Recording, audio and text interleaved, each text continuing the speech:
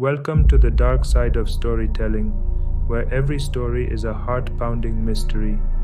From chilling tales to thrilling encounters, our corner of the internet is here to haunt your nights and captivate your curiosity. Today, I bring you another thrilling story about a person struggling with Charles Bonnet Syndrome and the consequences of this condition. Story includes narrator's encounter with a strange and frightening lady and the unraveling of his life after meeting her. If you're ready to embrace the fear, like this video and share the thrill with others who dare. With that, let's start today's story in the narrator's voice.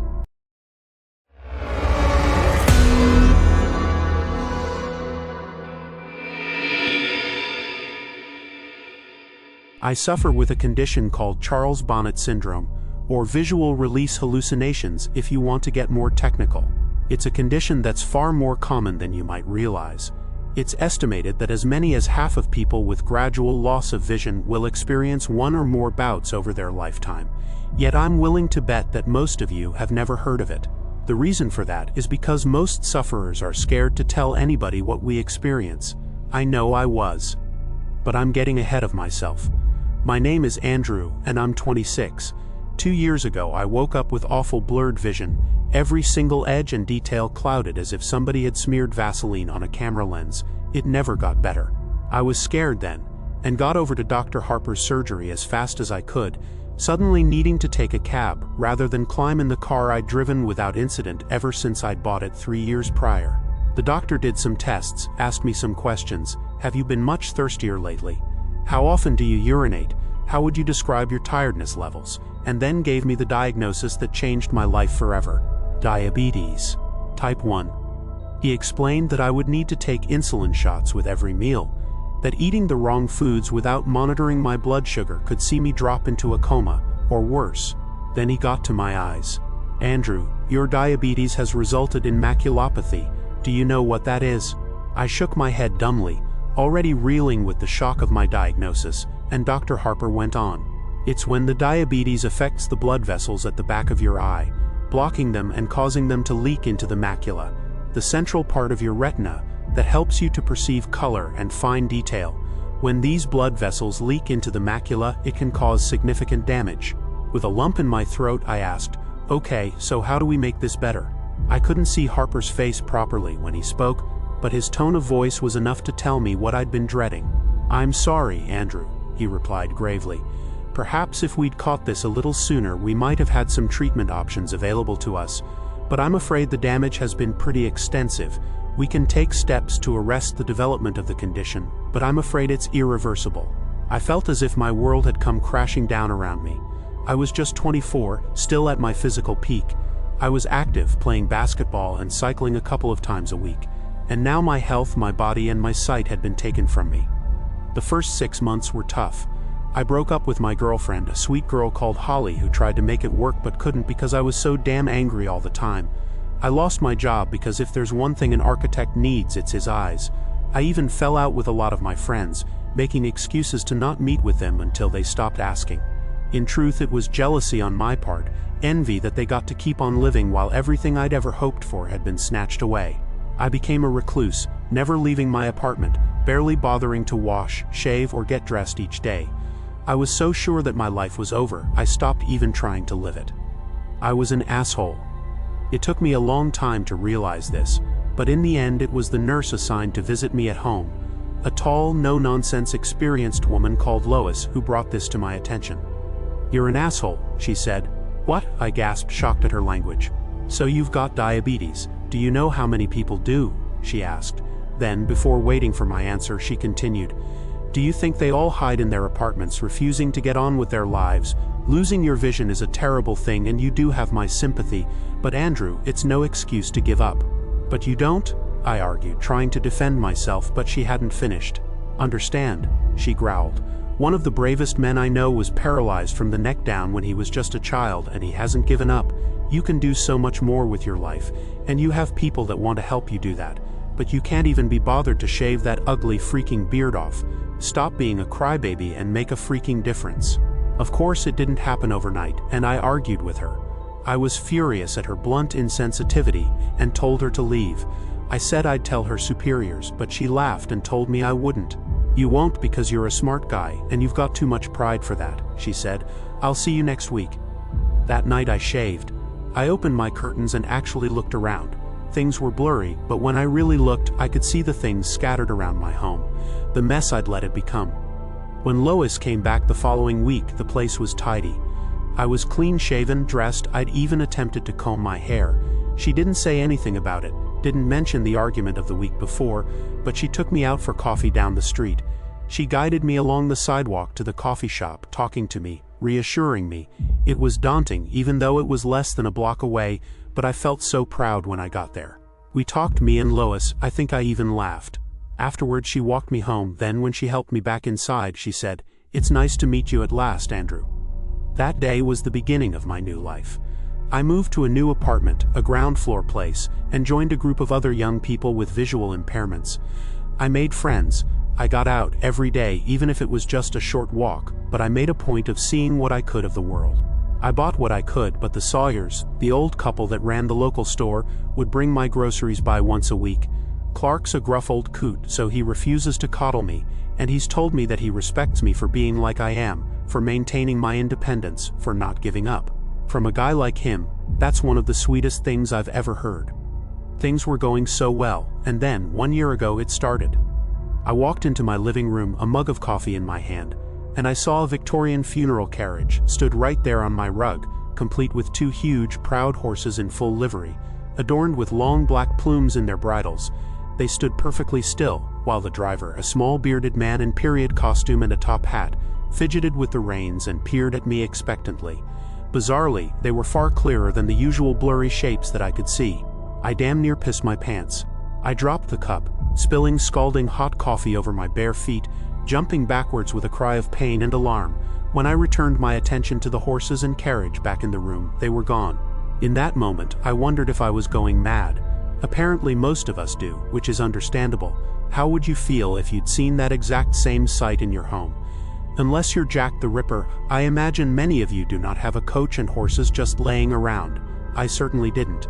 Eventually, after much quiet swearing to myself and more than a little self-delusion, I managed to convince myself that I had not seen what I thought I had, that it was merely a very vivid daydream. This seemed to work and I got on with living, even if I entered that same room a little more cautiously in the days that followed. Finally, I forgot about it.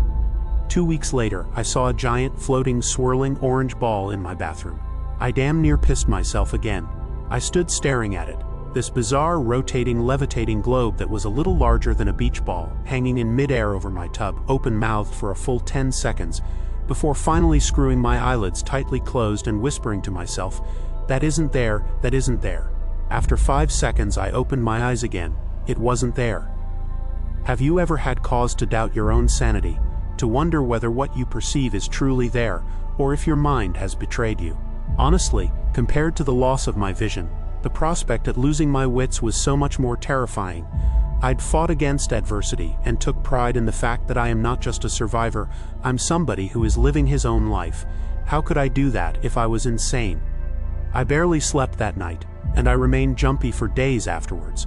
Any sign of movement or any unfamiliar shape would set my pulse racing, would cause me to doubt whether it was truly there. It was the toughest time I'd ever been through, worse even than that time after I was diagnosed with diabetes. At least when Dr. Harper had told me about the diabetes, I had a definitive prognosis. I was given facts by a medical professional. My affliction was physical, it had a name, and most important, it had a treatment plan. This was something else. My own mind had turned against me. My senses and perception of reality had become twisted and unreliable. It's only when you're in that position that you realize just how terrifying it is. Your senses and the way in which your brain interprets them are your only true defenses against danger. You perceive danger and you avoid it, preventing your body from becoming harmed. But what happens when you can't trust your perception to alert you to dangers that are truly there? Lois picked up the problem first, noticing my skittish manner. She asked what was wrong, if I needed to talk about anything, but I told her no, I was fine, but I hadn't been sleeping well. That last part was true. I hadn't been able to sleep a wink. Just the very thought of being institutionalized, spending the rest of my days a sedated blue pajama-clad zombie in a white room with only the echoing cries of my fellow inmates for company terrified me beyond measure. But what was the alternative? Live life as a risk to myself and others. Ultimately, I chose to ignore it. I reasoned that if I was able to function around other people without them realizing what was going on, that was good enough. A full month passed before the next incident, and I really did think that maybe I'd put this whole mess behind me. With every passing day, my confidence had grown, so that Wednesday morning I'd stepped out onto the sunny street feeling pretty carefree. Each Wednesday I'd treat myself to a latte down at Joe's, the same coffee shop that I'd visited with Lois. It was a custom that gave me a great deal of pleasure, one that had seen me forge friendships with other regulars as well as the staff, including Joe himself. As I made my way down the street, white stick in hand, I glanced about me, taking in the colors and shapes of the world around me. I enjoyed the feel of the sun on my face and the sounds of the birds singing. It was a good day. Then I saw them. A party of pilgrims, 6 of them, all dressed in settler-era attire, sitting cross-legged on the asphalt. They didn't look at me. Instead, they were engaged in a heated yet strangely silent conversation. I froze, staring at them. Still they argued, gesticulating furiously at one another. However, I couldn't hear their angry voices, despite the fact that judging by their ill temperament they must be screaming at one another. Paralyzed by shock, the white stick fell from my numb fingers, clattering onto the sidewalk. I turned to leave, desperate to flee from the haunting sight of the colonists in the road, but I was so panicked in such a hurry that I stepped on my cane. It rolled underfoot, and before I knew it, I pitched over, tumbling to the hard ground below. I didn't quite break my fall in time, banging my cheek hard on the floor and skinning my palms. I heard a cry from a passerby, a friendly, concerned woman who rushed to my side. She knelt beside me, helping me up, applying a Kleenex to my throbbing cheek, which she informed me was now bleeding. I tried to tell her that I was okay. There was nothing to worry about, but this good Samaritan insisted on driving me to Dr. Harper's office to get my injuries looked at. Now I think back to it, I'm pretty sure that she knew my obvious distress was nothing to do with the fall. At the time I was embarrassed and angry, but now I realize I owe her a debt of gratitude. Without her intervention, I don't know how much longer this would have gone on before I cracked up and ended up in an asylum after breaking down through sheer stress. "Andrew, why don't you tell me what happened?" Dr. Harper asked, gently dabbing at my cheek with disinfectant. I explained that I just lost my balance, that no harm was done, but I think he saw through my feeble protestations to my underlying agitation. He didn't press, he didn't force the matter, he simply asked what might have caused my clumsiness. Then he asked how I'd been as of late. When I'd finished mumbling my way through the most non-committal answer I could muster, he placed a gentle, reassuring hand on my shoulder. "Andrew," he repeated gently, "why don't you tell me what happened?" I burst into tears. I told him how scared I was, how I'd fought so hard for my independence, and now I knew it would be taken from me.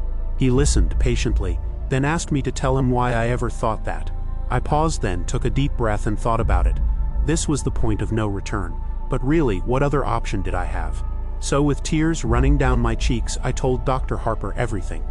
I told him about the horse and carriage, the orange globe and the pilgrims. I told him how I'd been living each day in fear, how I was terrified that I was losing my mind. Dr. Harper thought for a while, then he said, "Andrew, I don't think you are losing your mind." The sense of relief at that moment was so powerful, it overwhelmed me, rendering me speechless. "You say that even though you've seen these things, you've never heard any noise from them. Have you detected any odors, or experienced any other physical sensations, such as touching them?" I shook my head no, and he patted my shoulder once again. "Andrew, have you heard of Charles Bonnet Syndrome?" he asked. "Charles Bonnet? Who?" I asked, confused by this sudden, unexpected turn of conversation. "Okay, let me explain," Dr. Harper said kindly. Charles Bonnet was a Swiss naturalist who was born in the 1700s. He discovered a curious condition in his elderly grandfather, who was nearly completely blind due to cataracts. The old man regularly experienced visual hallucinations, including random patterns and even people and places. Sound familiar? "Yes," I replied, still confused. Am I suffering dementia?" "No, Andrew, not at all," Dr. Harper reassured me. "Do you know how perception works? In layman's terms, your eyes take in light, via the iris and pupil, which is then processed via the retina and translated into electrical signals which are decoded by the brain, which simply organizes these signals into a recognizable image. With me so far? I nodded, finally starting to understand. When the retina becomes damaged, such as those that have undergone macular degeneration, those signals become warped and jumbled, Dr. Harper went on. The brain still receives them, so it does its job translating these distorted signals into an image. It kind of fills in the gaps for you. Sometimes it fills these gaps with colors, patterns, creatures, and places that aren't present, and this is called Charles Bonnet Syndrome. I nearly wept with relief. So I'm not mad, I cried. Not at all, the doctor replied. This is an entirely physical condition. Your mind is in full working order. If you were suffering any form of mental illness, your delusions wouldn't be limited to just the one sense. You'd hear these interlopers, smell them, even feel them. This is a condition solely related to your eyes, not your brain. As I left Dr. Harper's office, I felt as if a weight had been lifted from my shoulders. Sure, my vision was still an issue, but now I knew it was only a problem with my eyes, not my mind. I knew I could handle the situation. I was ready to face the world again. Since then, I've seen plenty of weird visions. I saw a huge waterfall in the park, complete with a hazy mist and butterflies flitting about it. I saw a Native American warrior, complete with a huge feather headdress, sitting at a stool at the counter in the coffee shop. I saw an intricate and quite impossible structure of scaffolding crisscrossing the entire front of my apartment block. Hell, on the 4th of July last year, I even saw a great swooping green dragon in the sky, twisting and cavorting through the air overhead. All looked utterly and completely real, yet now I knew they were simply tricks of the eye. They were no longer disturbing. In fact, I actually came to quite enjoy them, even looking at them as unique and entertaining little shows or works of art that existed purely for my pleasure and nobody else's. I came to welcome them. Then, a month ago, I saw her. It was nighttime. It's always nighttime when I see her, and I was just getting ready for bed. I walked into the kitchen to get myself a glass of water, and actually cried out in alarm when I spotted the figure in the corner. She was tall, by far the tallest woman I'd ever seen, and even though she stood hunched, she still had at least 6 inches on me. I was used to seeing characters in dated and bizarre dress, but this was different somehow. It didn't seem like an outfit from any one time, instead a bizarre mishmash of items. She wore a tuxedo jacket, figure-hugging in black, tailored to the female body shape, over a dirty old ruffled dress shirt. To complete the ensemble, she wore a bright red bow tie. On her hands, which she held out to either side as if shrugging, or maybe feeling for rain, she wore dirty white gloves. Her fingers were disproportionately long, almost spidery, and occasionally they twitched, as if she longed to grip and squeeze something in them. On her lower half, she wore shorts the same crimson as her bow tie over opaque black nylons. Her legs were long, lithe, attractive if the truth be told, the legs of a dancer. She also wore red heels, the same hue as her shorts and bow tie, but they sparkled and shimmered, bringing to mind Judy Garland's ruby slippers from The Wizard of Oz.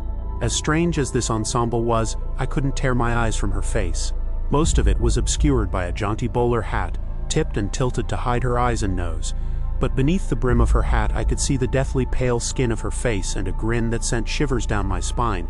It was wide, too wide, with entirely too many teeth. A smile is meant to be an expression of warmth. It's meant to feel welcoming and benevolent. But the look on this woman's face oozed malice. It felt much like the sort of glee I'd expect from a snake as it corners a rat. However, the thing that startled me most was that she had a third arm sprouting from her back, curled up and over her head like a scorpion's tail. It was longer than any arm should be, and the hand only had 3 fingers, like a claw. It was pointed straight at me, and as I swore in dismay and stumbled sideways, it seemed to track my movement. I stood staring at the creepy figure for a few seconds, trying to get my head around the situation. She just stood there in the corner, grinning back. Finally, I realized that this was just another of my hallucinations, and breathed an audible sigh of relief. One of the tricks I've picked up over the months of suffering with Charles Bonnet Syndrome is to break the line of vision toward whichever stimulus is causing my brain to interpret the images into the hallucination. Think of it like restarting a faulty computer, how refreshing the system debugs it. To this end, I close my eyes and count to 5, then when I reopen them, the hallucination is gone. So, as I stared at the horrifying, malformed figure in my kitchen, I knew that to make the image go away I simply had to close my eyes. I'll be honest here, When I counted to 5, I hesitated a little before opening my eyes. If I'd opened my eyes and she'd still been stood there, smiling that wicked smile at me, I think I might have had a heart attack. She wasn't, and I breathed another long sigh of relief, fetched my glass of water and went back to bed. The tall woman haunted my thoughts in the days after I saw her. She was different to the other visions I'd had. Somehow she felt more real. It was this agitation that my buddy Jason picked up on when we met for lunch the following Friday. Jason was one of those same friends I'd tried to drive away shortly after I lost my vision, yet he'd refused to give up on me, continuing to get in touch week after week. Good friends are hard to come by, but great friends, the ones who will be by your side for life, are even rarer. Jason, God bless his kind heart, is one of the latter. "You've got to tell me what's going on, dude," he said, as we sat down over pizza. "What do you mean?" I asked, trying to brush it off. "You're so distracted, it's like you're looking for something in here all the time. You've eaten like 1 slice in pizza in the time it's taken me to eat 4. So I repeat, you've got to tell me what's going on," Jason said, waving a slice of pizza around for emphasis. "It's nothing," I replied, feeling a little stupid. "I just had a hallucination a couple of nights ago that really got to me." "I thought you were cool with those now?" he asked, putting the pizza slice down. "Yeah, I am. I mean, I was, but this was different," I replied, resigned to talking about it. "She scared me." "She?" Jason asked, his interest clearly piqued. "Tell me about it." So I did. I described the tall woman and how she'd appeared to me. I explained that unlike any of my other hallucinations, she felt more real, and that she was the first to feature such a weird and unsettling mutation. Sure, I'd seen smaller versions of people in the past, a phenomenon referred to as Lilliputian by medical professionals, but the extra appendage and impossibly distorted face were something I had yet to encounter thus far. I think it was that, combined with the unnerving expectant stance, that had disturbed me the most. "So," Jason said after I'd finished, "you say she had great legs." "Shut up, you asshole," I laughed, throwing my napkin at him. "No, seriously, I get it, man," Jason replied, passing the napkin back to me. "If I walked into a room and a giant mutant was waiting for me, it'd scare the hell out of me too. But you know what caused you to see this? It's like the coachman and that waterfall you saw. It's a condition that you know you have, and it's one that you know how to deal with, okay?" I know, I replied. "Thanks, man, you're right." I did feel better too. So I smiled at him, took a big bite of my pizza and changed the subject, asking him about his psycho ex, a conversation he was all too happy to dive into. The next time I saw the tall woman, just under a week later, I was brushing my teeth. I was stood at the wash basin, brushing away, when I spotted a figure in the mirror. She was out in the dark hallway, peeking around the door behind me.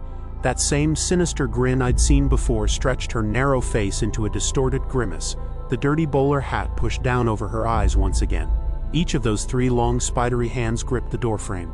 As crazy as this sounds, it felt like she was trying to avoid being spotted.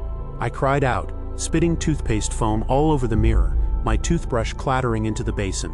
I spun around, my heart thumping in my chest, my breathing ragged in my throat. She wasn't there, of course she wasn't. The doorway was empty. I tiptoed forward, hesitantly trying to look around the doorframe into the hallway without actually sticking my neck out into its shadowy confines. The seconds ticked by as I drew closer and closer. I couldn't see anything, so finally, with a whisper of self-affirmation, I stepped out of the bathroom. The hallway was empty, as was the rest of my apartment. I was shaken again. This was the first time I'd seen a hallucination in a reflection, and I wasn't even sure that I'd actually seen it. Now as I sit here writing this, knowing what would follow, I think I thought like that to try to protect myself, to shield myself from the truth. I was an idiot. A full fortnight passed without incident. Sure, I saw a flash of color one day, a dancing yellow lightning bolt that zigzagged back and forth on the street outside my apartment, but that was exactly the sort of thing I'd come to expect from my condition. It was exciting, otherworldly, but it wasn't scary, not like she was. In retrospect, that fortnight was blissful. It was a reminder of what life could be like, the existence that I'd carved out for myself since my diagnosis. Life was good. The night that changed the way I viewed the tall woman, last night, I'd been out and had a couple of drinks. I'd met the other guys with visual impairment for dinner, and we'd ended up at a bar afterwards. I wasn't hammered, but we got through plenty of beer between us, and by the time I stepped out into the cool night air, I felt decidedly lightheaded. It took me a while to make it home. Laughing and talking to a couple of the other guys from our group as we strolled along, it had been a great evening. It's probably the last truly good one I'll ever have. I bid the other guys goodnight and, fumbling with my key, let myself in. With swaying steps, I strolled into my hallway, slamming the door a little too loudly behind me. I took off my jacket, hung it on the hook by the door, then hit the light switch. She was waiting at the end of the hallway, all three hands held aloft into claws, reaching for me, that same maddening malevolent grin on her pale face. I swore again, louder than ever, actually jumping back a step, recoiling from the impossibly tall and terrifying figure lying in wait in my own home. The tall woman didn't move, she just stood there, staring and smiling at me. I stared back, but I sure as hell didn't smile. Jesus Christ, I muttered under my breath. You know how you can feel a little paranoid after a few beers, that feeling of non-specific post-alcohol dread? Imagine that combined with a giant grinning mutant woman suddenly appearing in your home.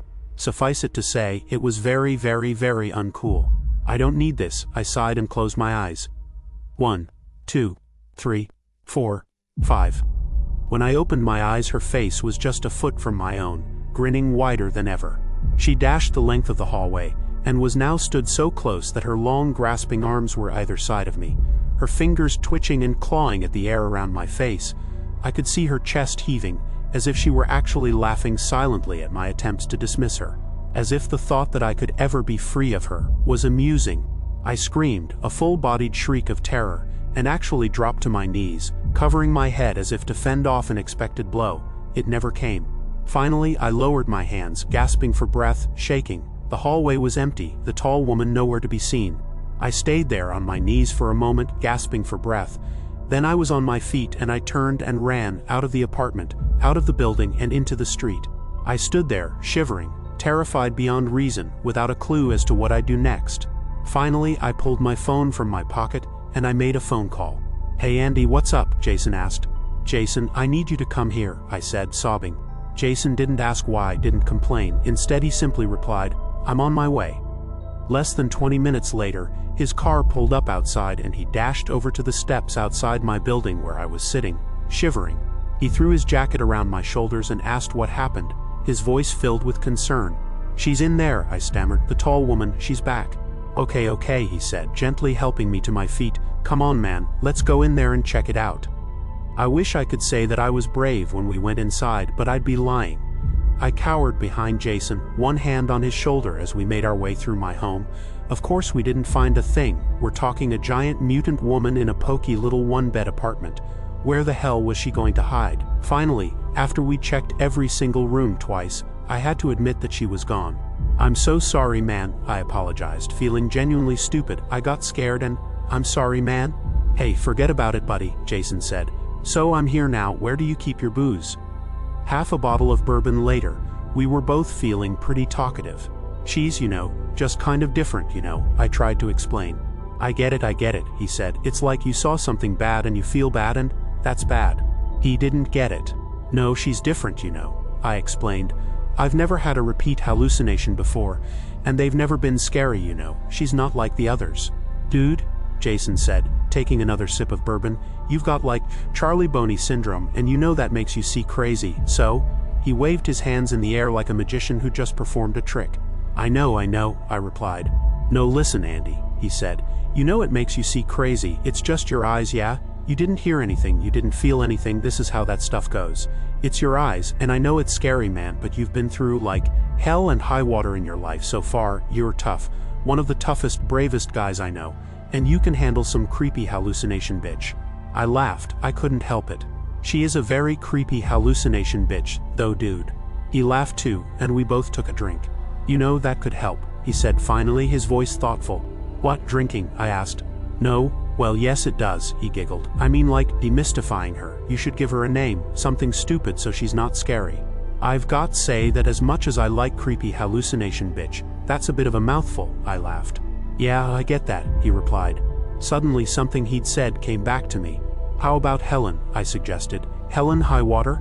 Awesome, he said, then raised his glass. Here's to Helen, buddy. To Helen, I smiled and drained my glass.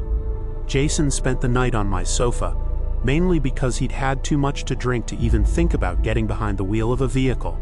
But honestly, I think the reason he drank so much was so he'd have an excuse to stay and keep an eye on me. I'm glad he did, Knowing that he was there made me feel safer, and I was able to get some sleep. It gave me a sense of security to know that if the strange vision I'd just christened Helen was to appear again, I'd be able to call on him for support. This morning, we both needed support. "It feels like a mule kicked me in the head," he groaned when I made my way into the living room. "Yep," I replied, my own head thumping. "Joe's?" "Joe's," he replied firmly and staggered to his feet. As we drank strong black coffee and ate muffins, we didn't talk much. Finally, Jason broke the silence. "So, you feel cool now?" he asked, his mouth still full of blueberry muffin. I nodded. "Yeah, I think so." "Not still freaked out about you-know-who?" he asked. "Helen," I replied with a smile. "No, I really don't think I am. I reckon I can handle some creepy hallucination, bitch." "Good," he laughed, giving me a hearty pat on the back. "That's cool, man. I bet you can." Now, after a night spent cowering in my bathroom, too scared to go out into my apartment, I know we were both wrong about everything. Remember how earlier I told you that the thought of being institutionalized, that the very idea of losing my grasp on reality was the most terrifying thing I could imagine? Now I'd welcome that, because the alternative is far, far worse. After breakfast, I said goodbye to Jason, and he climbed into his car and drove away. The day passed without incident, and when Lois stopped by this afternoon, she even commented on how upbeat I seemed. "You got a lady in your life?" she asked casually. I laughed at that, wondered what she'd think if she knew the truth. "Yeah," I chuckled, "something like that." "Good for you," she sniffed. "You make sure you treat her right."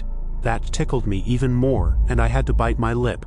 "Sure," I replied, "I'll do my best." Tonight, still a little wiped from the exertions of the previous evening, I decided to turn in early. I brushed my teeth, washed my hands and face, and got changed. Finally, I fetched a glass of water and walked into my bedroom. I climbed into bed and instantly felt so relaxed. Within mere seconds, I was ready for sleep. That sudden, overwhelming drowsiness that comes when you've spent a whole day keeping sleep at bay. I decided that resistance was futile and sat up to switch off the light. I nearly didn't see her, but as I reached for the switch, I caught a glimpse of something out of the corner of my eye. My heart leapt into my throat as I turned to the foot of my bed. The tall woman was crouching there, her grinning face staring at me from just beyond my feet, so many teeth. Her long, slender fingers spread out over my blankets, twitching slightly as she gripped the end of the bed. Slowly, excruciatingly so, her third misshapen arm came into view over her shoulder, joining her other hands on my bedding. I froze, utterly petrified. I was at a crossroads here, arriving at a pivotal moment that had been coming for some time. She watched me, grinning as if she was waiting to see what I'd do, cruel amusement flickering across her pale face. But this time, I'd had enough. "You don't scare me anymore," I said, my voice filled with defiance and anger. "I'm not letting you do this to me." I reached across to the light switch. "Good night, Helen," I said triumphantly, then flicked it, plunging the room into darkness. I laid there, a sense of tremendous pride surging through me, and I grinned to myself in my warm, comfortable bed, overjoyed at the emotional victory of overcoming my own fear. And then it happened. The thing that led me here. Something that turned my blood to ice water, my bowels to jelly. "Good night, Andrew," the rasping voice hissed from the darkness. Uff, that was strange and thrilling. Share your thoughts on the story and your theories in the comment section. I will highlight some of the best theories and comments. Thank you for watching or listening this thrilling story. Please consider liking the video and subscribing the channel if you want more thrilling contents. We will try to upload 4 to 5 videos every week. If I do not see you, good morning, good afternoon, and good night.